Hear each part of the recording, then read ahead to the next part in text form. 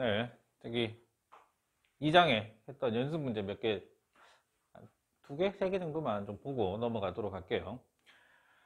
일단은 7번하고 문제가 7번하고 10번은 같은 내용인데 요거를 조금 해보고 갈게요. 그러니까 우리 곱셈 공식하고 인수분해 했던 것 중에 제일 긴 공식 있죠. 제일 덩어리가 많았던 거. A 더하기 B 더하기 C 곱하기 A제곱 B제곱 그죠? 이 정도는 이제 다 외우고 있죠. 요게 전개가 되면 뭐가 된다고요?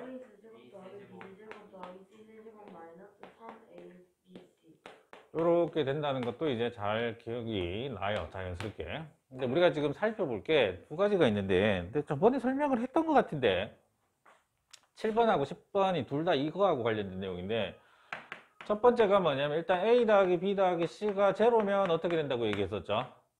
왼쪽에 0이 나오잖아요? 왼쪽에 0이 나오니까 뭐가 나오냐면 세제곱 더하기 세제곱 더하기 세제곱은 뭐하고 같아진다? 3배의 A, B, C하고 같아진다. 요런 게 지금 만들어져요.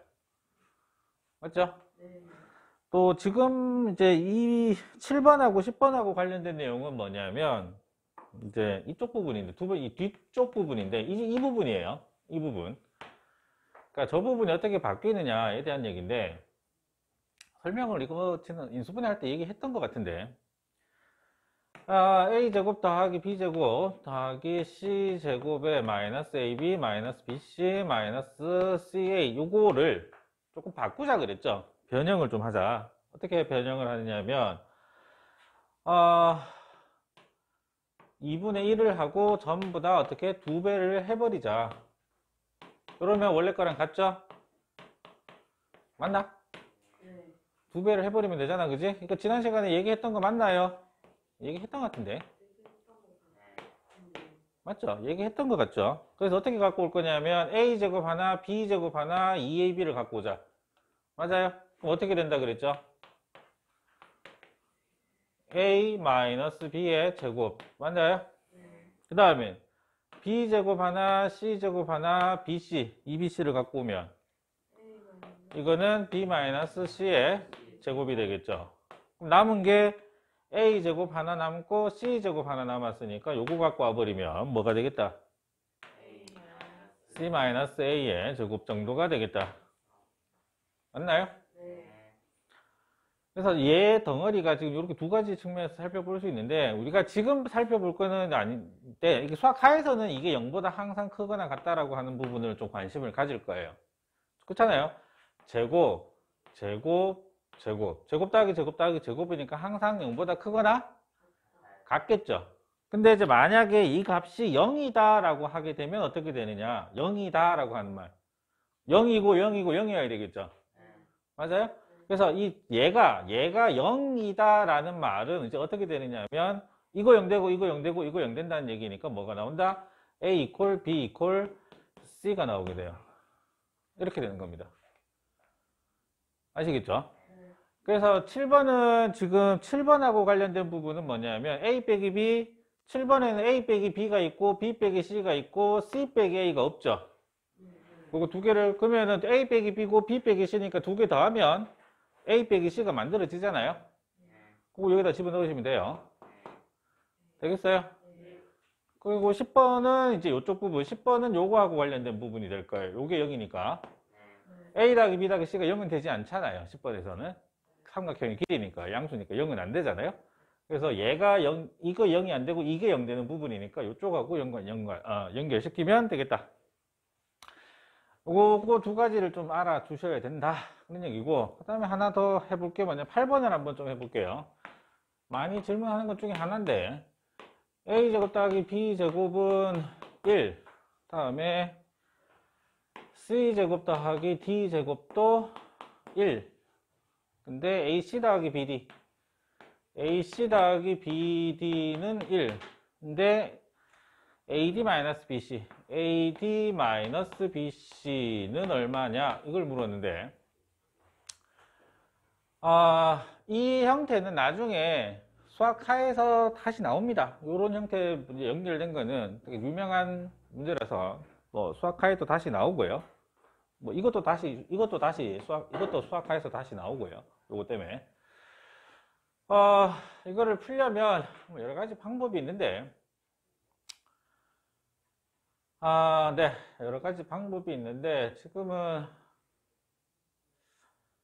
네. 이걸 한번 구해볼게요. AC 더하기 BD의 제곱하고 AD하고 BC의 제곱을 한번 더한 걸 한번 구해볼게요. 왜냐하면 왜 이 제곱을 두 개를 더한 걸 생각을 하려냐? 왜 두 개 더한 걸 생각할까요? 제곱한 거를. 여기 중간에 항이 2ABCD죠? 여기도 2ABCD죠? 부호가 달라요. 없어지죠?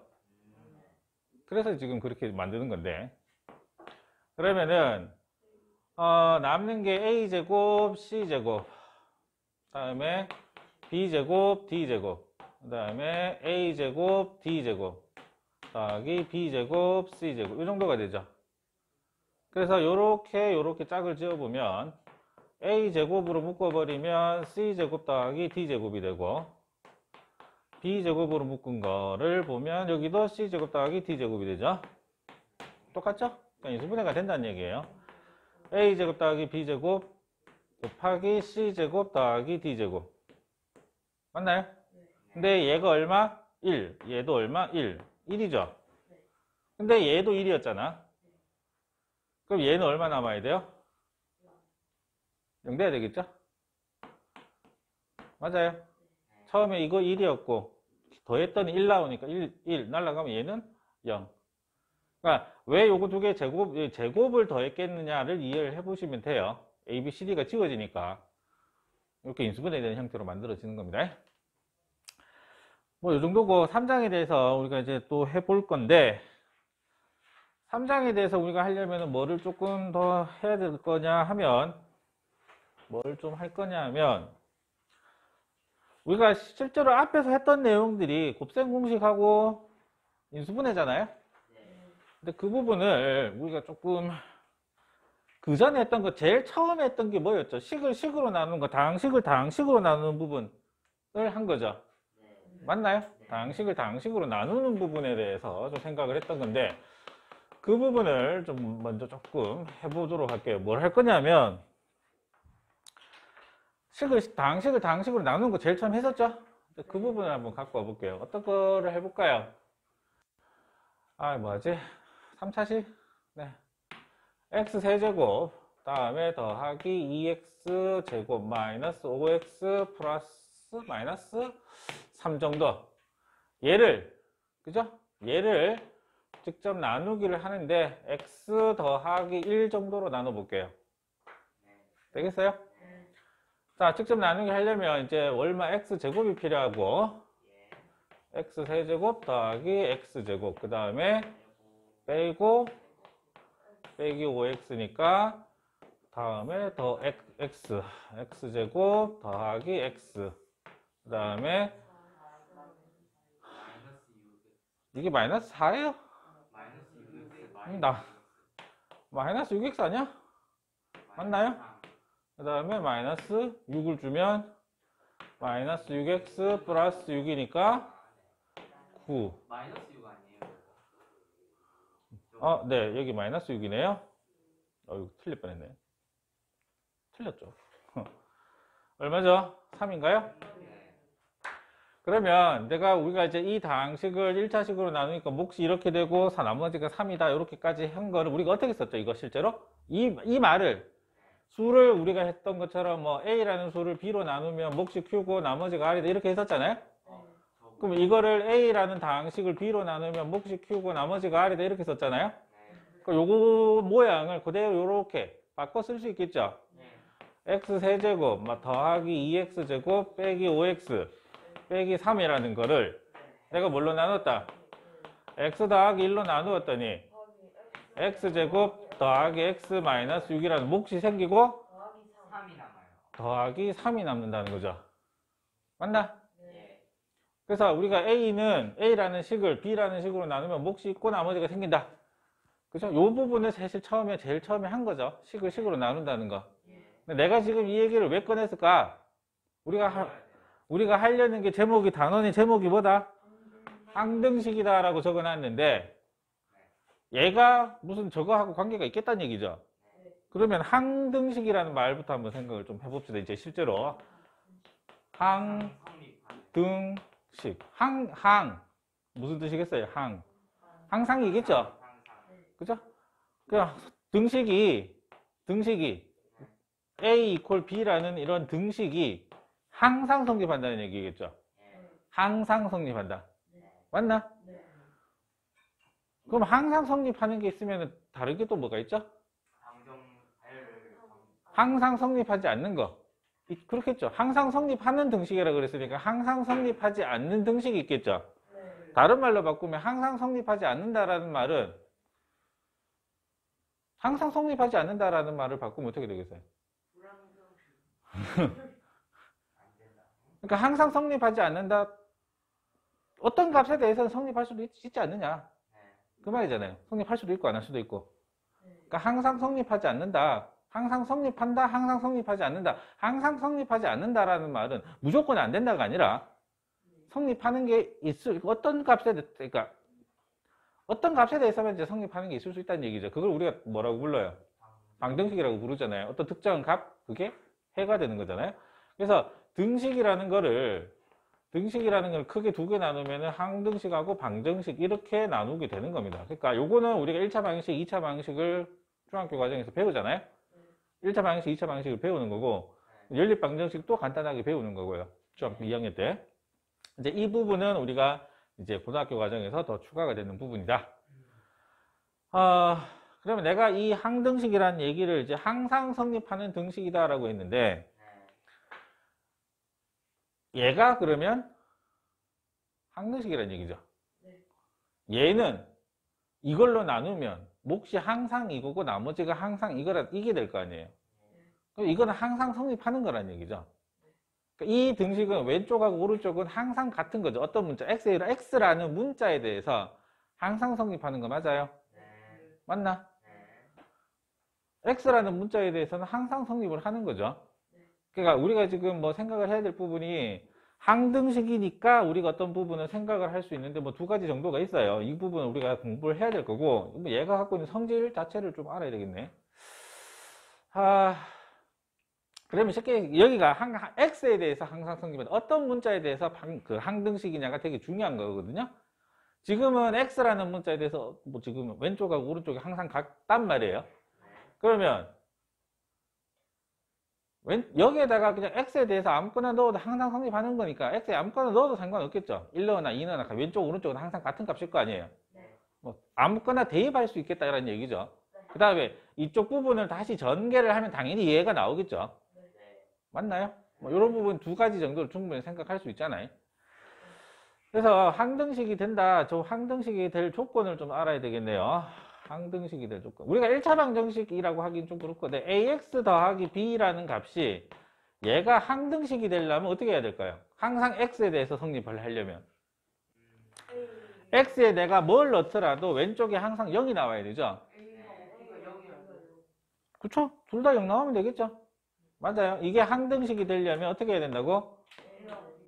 a도 제로가 되고 동시에 b도 제로가 되면 뭐가 된다? x에 대해서는 항상 성립하는 게 되겠죠. 다음에 2차식 같으면 ax제곱 더하기 2차식은 아니고 왼쪽에 있는 식이 항상 성립하려면 어떻게 해야 돼요? 이번에는 다 0이면 되죠. 그럼 x에 뭘 넣더라도 왼쪽은 무조건 0이잖아요. a도 제로, b도 제로, c도 제로 이렇게 생각을 할 수가 있을 거 아니에요. 요거를 응용을 하면 어떻게 되냐면 ax 더하기 b가 있는데 이게 2x 더하기 3하고 항상 같아요. 그럴 조건이 뭐가 되죠? 이게 항상 성립을 하려면 그쵸? 요렇게 같아야 되죠? 근데 이게 어떻게 해서 나온 거냐면 얘를 왼쪽으로 넘기면 a-2의 x 더하기 b 빼기 3이잖아요? 그래서 요거 때문에 그래요. 요거처럼 이제 요 x 개수 요쪽이 0 돼야 되고 상수항이 0 돼야 되기 때문에 우리가 그냥 개수 이렇게 맞춰가지고 바로 비교할 수도 있다. 그래서 항등식이 갖고 있는 성질들을 요거하고 요런 것들이 이제 어떤 문자에 관해서 성립을 하느냐, 어떤 문자냐 이게 되게 중요해요. 어떤 문자에 대해서 항등식이 되느냐. 아시겠어요? 네. 그리고 항등식이다라고 하는 말을 가리키는 표현이 좀 몇 개 있어요. 표현이 모든 실수 x에 대해서 모든 실수 다음에 임의의 실수 이런 말들이 나오게 되면 이거는 다 뭐하고 관련된 말이다. 항등식하고 관련된 말이다라는 걸 아셔야 돼요. 모든 실수 여기도 마찬가지 x에 뭘 넣더라도 항상 같잖아요. 그러니까 모든 실수라는 말 그리고 임의라는 말은 말 그대로 그냥 모든이에요. 아무거나.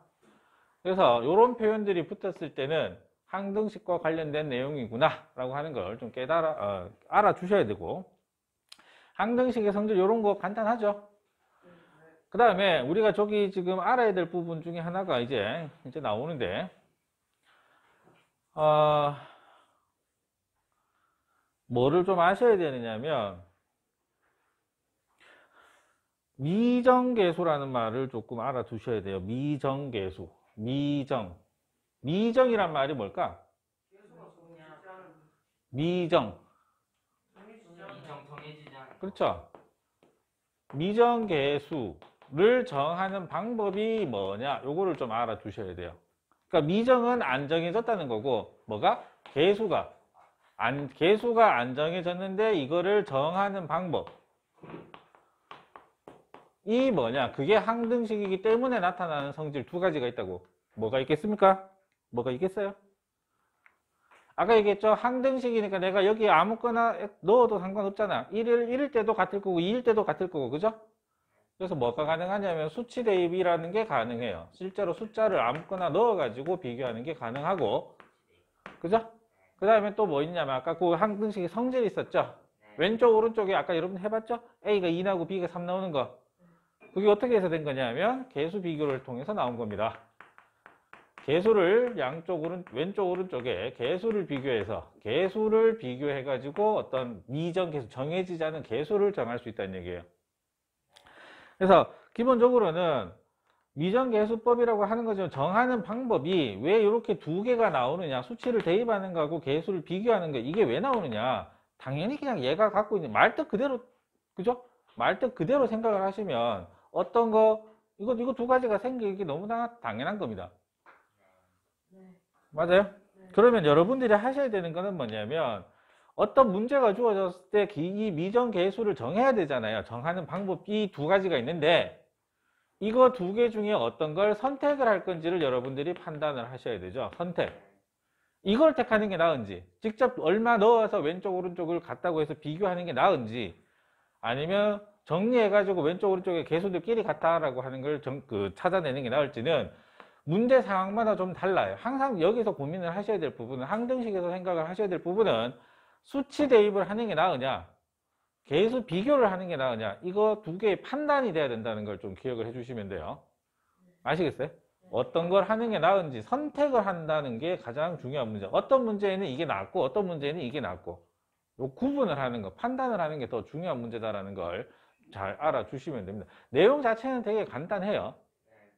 항등식이 뭐냐, 항등식이 가리키는 표현이 뭐냐라고 하는 걸 좀 알아주시고, 그리고 어떤 문자에 관한 항등식이냐, 그 문자에 대해서 정리를 해야 되니까. 그래서 미정계수라고 하는 거, 미정계수를 정하는 방법이 두 가지가 있는데 이 두 가지 중에 어떤 걸 선택을 하는 게 나을 건지는 여러분들이 문제 상황에서 좀 판단을 잘 하셔야 돼요. 그러면 지금 같은 상황에서 만약에 지금 같은 상황, 요 상황이면 우리가 지금 나누기 얘기를 하고 있잖아요. 맞아요? 네. 지금 여기 1차로 여기 나누었잖아요. 뭐 뒤에 할 얘기인데 이게 항상 성립하는 거니까 내가 x에 얼마를 넣어볼까요? 마이너스 1을 넣어버리면 얘만 딱 남죠. 이게 뒤에 나오는 나머지 정리잖아요. 이거 날라버리고 요 나머지가 얼마인지를 찾아내면 나머지 여기 넣은 거 나온 거니까 나머지가 얼마인지 찾아낼 수 있다. 뭐 이렇게 되는 겁니다. 네, 이 정도고 기억을 하셔야 될 건 다시 한번 얘기하지만 용어, 항등식이다라는 말이 어떤 거, 이런 표현들이 나오잖아요. 어떤 문자에 관한 건지 표현을 알아보셔야 되고, 정해지지 않은 계수를 정하는 방법은 두 가지가 있는데 직접 대입하거나 계수를 비교하거나 그거를 어떻게 선택을 할 거냐라는 걸 잘 기억을 해주시고 문제를 보시면 돼요. 어렵진 않습니다. 항상 이 선택의 문제를 좀 고민을 하시면 돼요. 아시겠죠? 네. 오늘 여기까지 하도록 할게요.